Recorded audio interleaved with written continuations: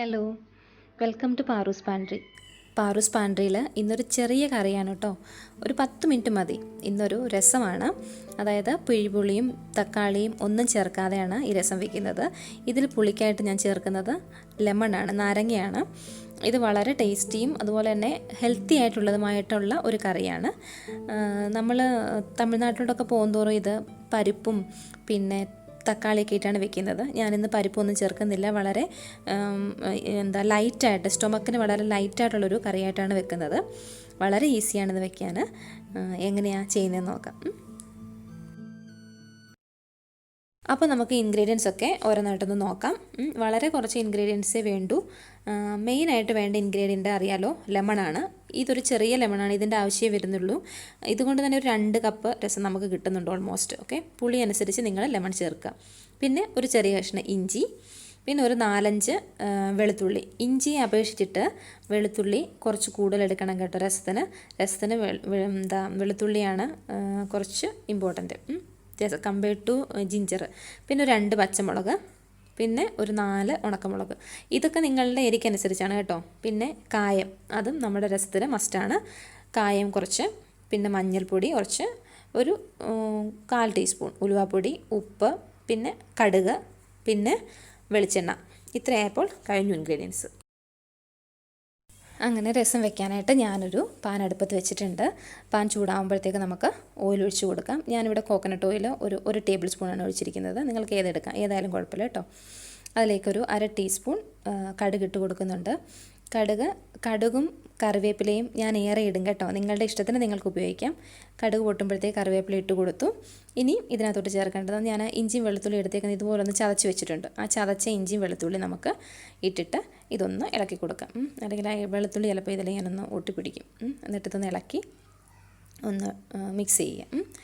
എന്നിട്ട് നമുക്കിതിനകത്തോട്ട് പച്ചമുളക് ഇട്ട് കൊടുക്കണം.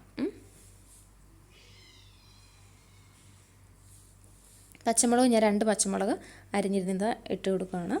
പിന്നെ ഒരു 4 ഉണക്കമുളക്, നമ്മൾ എടുത്ത് വെച്ചിരിക്കുന്ന 4 ഉണക്കമുളക് ഇട്ട് കൊടുത്തു. എന്നിട്ട് ഇതെല്ലാം കൂടെ ഒന്ന് ചെറുതായിട്ടൊന്ന് വാട്ടണം. ഇതൊന്ന് വാടി വരുമ്പോഴത്തേക്ക് നമുക്ക് മഞ്ഞൾപ്പൊടി ചേർത്ത് കൊടുക്കാം. മഞ്ഞൾപ്പൊടി ആവശ്യത്തിന് കുറച്ച് മതി കേട്ടോ. അത് ചേർത്തിട്ട് മഞ്ഞൾപ്പൊടിയുടെ പച്ചമണമൊക്കെ മാറുന്ന വരെ മഞ്ഞൾപ്പൊടിയും ഇതുമെല്ലാം ഒന്ന് വഴറ്റിയെടുക്കണം. ഒരു കാര്യം ശ്രദ്ധിക്കേണ്ടത്, നന്നായിട്ടൊന്ന് വഴലനായിട്ട് നല്ല ഫ്രൈ ആവണം നമ്മുടെ ഇഞ്ചിയും വെളുത്തുള്ളിയൊക്കെ. ഇനി ഇതിനകത്തോട്ട് ഏകദേശം ഒന്ന് ഫ്രൈ ആകാറാകുമ്പോഴത്തേക്ക് നമുക്ക് ഉലുവാപ്പൊടി ചേർത്ത് കൊടുക്കാം. അല്ലെങ്കിൽ ഉലുവാപ്പൊടി കരിഞ്ഞു പോവും പിന്നെ നമ്മൾ ഒരുപാട് മുമ്പേ ചേർത്താൽ. അപ്പം നന്നായിട്ടൊന്ന് ഫ്രൈ ആക്കി എടുക്കണം. ഏകദേശമൊക്കെ ഫ്രൈ ആയിട്ടുണ്ട്. ഇഞ്ചിയും വെളുത്തുള്ളിയൊക്കെ നിങ്ങൾക്ക് കാണാൻ കണ്ടോ, ഏകദേശം ബ്രൗൺ കളർ ആയിട്ടുണ്ട്, നല്ലതായിട്ട് ആയി. ഇനി ഇതിനകത്തോട്ട് നമുക്ക് ആവശ്യത്തിന് വെള്ളം ഒഴിച്ചു കൊടുക്കാം. ഞാനിപ്പോൾ ഒരു 2 കപ്പ് രസമാണ് വെക്കുന്നത് കേട്ടോ. അപ്പം ഏകദേശം 2 കപ്പുണ്ട്. 2 കപ്പ് വെള്ളം ഞാനിതിനകത്ത് ചേർത്ത് കൊടുത്തു. ഇനി നമുക്ക് ആവശ്യത്തിന് ഉപ്പൂടെ ചേർത്ത് കൊടുക്കാം. വെള്ളത്തിന് ആവശ്യമായിട്ടുള്ള ഉപ്പൂടെ ചേർത്ത് കൊടുത്തിട്ട് ഇതൊന്ന് നന്നായിട്ടൊന്ന് മിക്സ് ചെയ്യാം. ഇനി നമുക്കിതൊന്ന് അടച്ചു വെച്ചിട്ടൊന്ന് തിളപ്പിക്കാം. കാരണം വെള്ളം വറ്റണ്ട, അതുകൊണ്ടാണ് അടച്ചു വെക്കുന്നത്. അടച്ചു വെച്ചിട്ടൊന്ന് തിളക്കട്ടെ ഇത്. ഓക്കെ, വെള്ളം തിളച്ചിട്ടുണ്ട്. വെള്ളത്തിനകത്തോട്ട് നമുക്കിനി ആവശ്യത്തിന് കായപ്പൊടി ചേർത്ത് കൊടുക്കാം. കായപ്പൊടിയും കൂടെ എടുത്ത് വെച്ചിരിക്കും നമുക്ക് ചേർത്ത് കൊടുക്കാം. എന്നിട്ടിതൊന്ന് എല്ലാം ഒന്ന് മിക്സ് ചെയ്യാം. ഇനി നമുക്ക് ലെമൺ ചേർത്ത് കൊടുക്കാം. ലെമൺ ചേർത്ത് കൊടുക്കുന്നതിന് മുമ്പായിട്ട്, ഇതിപ്പോൾ തിളച്ചുകൊണ്ടിരുന്നപ്പോഴല്ലേ നമ്മൾ കായം ചേർത്ത് കൊടുത്തത്. അപ്പം ഈ സിമ്മിലാക്കണം, നമ്മൾ ഫ്ലെയിം സിമ്മിലാക്കിയിട്ട് വേണം നമ്മൾ ലെമൺ ചേർത്ത് കൊടുക്കാൻ. ഈ ലെമൺ ചേർത്ത് കൊടുത്തതിന് ശേഷം ഒരു തിള മതി. ഒന്ന് തിളപ്പിച്ചിട്ട് നമ്മുടെ രസം നിർത്തുകയാണ്. കാരണം ചില ലെമണ് ഇങ്ങനെ കയ്പുണ്ടാക്കാറുണ്ട് ഒരുപാട് തിളയ്ക്കുമ്പോൾ. അപ്പം നമ്മൾ ലെമൺ ചേർത്തു, ഒന്ന് തിളപ്പിച്ചു. ഞാൻ ഇതിനകത്തോട്ട് കുറച്ചൊരു കൊറിയാണ്ടർ ലീവ്സ് കൂടെ അരിഞ്ഞ് വെച്ചിരുന്ന് ഇട്ട് കൊടുക്കുന്നുണ്ട്. നിങ്ങളുടെ ഇഷ്ടമാണ്. പിന്നെ നമ്മൾ ലെമണൊക്കെ ചേർത്താണ്, ഉപ്പൊക്കെ പാകമാണോ നോക്കുക. എല്ലാം കറക്റ്റാണെങ്കിൽ ഇത്രയേ ഉള്ളൂ ലെമൺ രസം. കറി റെഡി ആയിട്ടുണ്ട്.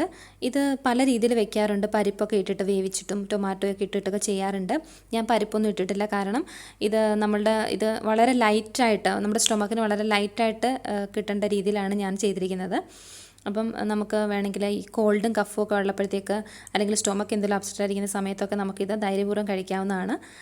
ഈ ലെമൺ ജിഞ്ചർ എന്നൊക്കെ പറയുന്നത് നമുക്ക് വളരെ ബെനിഫിറ്റ് ആയിട്ടുള്ള സാധനങ്ങളാണ്. അപ്പം ഇത് ഏത് സമയത്ത് വേണമെങ്കിലും പെട്ടെന്ന് ചെയ്യാൻ പറ്റുന്നൊരു കറിയാണ്. വീഡിയോ ഇഷ്ടപ്പെട്ടെന്ന് വിചാരിക്കുന്നു.